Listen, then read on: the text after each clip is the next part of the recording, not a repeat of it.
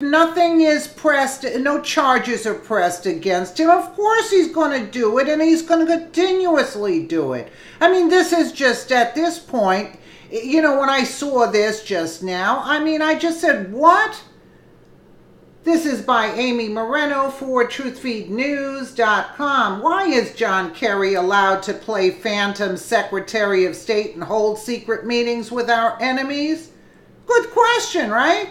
Once again, we're learning that Kerry, the failed former SOS, during the unsuccessful Obama years, is conducting rogue diplomacy with the leaders of Iran, who our successful America First president has smacked with a new set of harsh sanctions.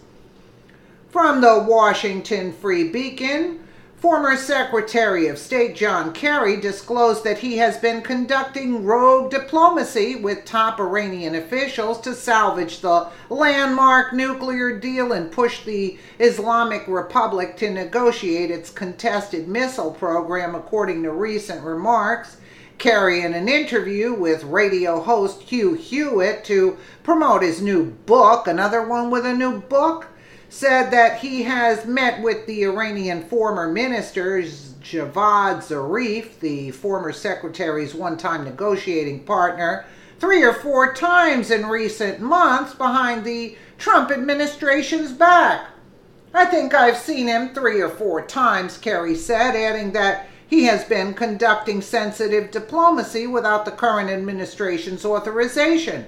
Kerry said he has criticized the current administration in these discussions, chiding it for not pursuing negotiations from Iran despite the country's fevered rhetoric about the U.S. president.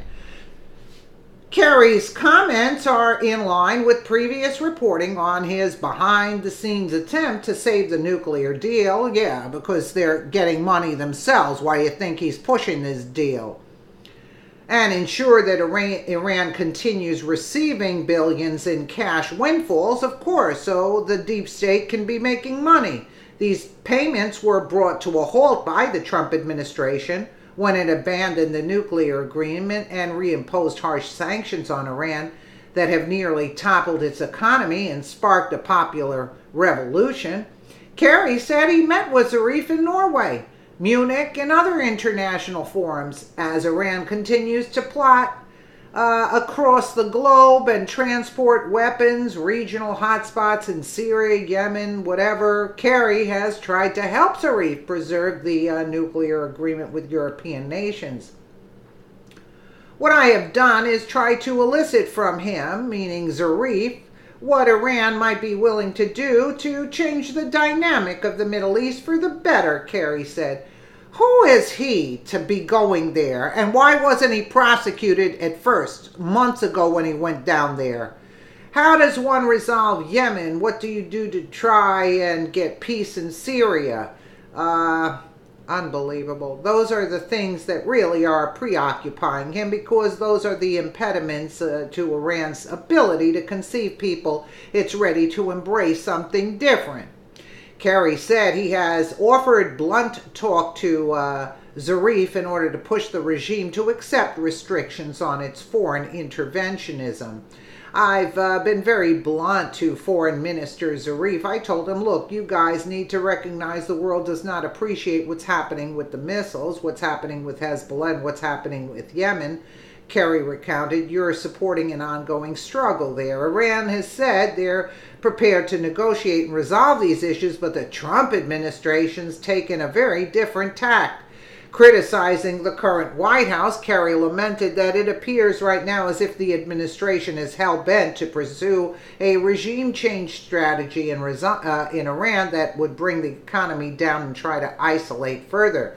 The former Secretary of State cautioned the current administration, saying the United States historically has not had a great record in regime change strategies, number one, and number two, that makes it very difficult, if not impossible, for any Iranian leader to sit down and negotiate anything, because they're not going to do it in a capitulatory situation.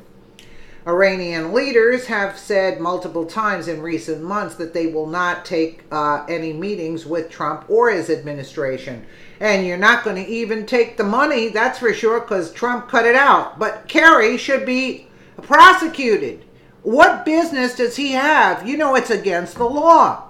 What is it called? The Magnitsky Act or something? I don't remember. But you know there's some act out there that he's not supposed to be doing this. And why is he doing it continually?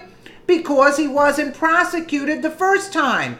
And you know, this is what's going on, and enough is enough already. Who is he? There's a new sheriff in town, Kerry. Get it through your thick head. The money is being cut off. Your supply is cut off.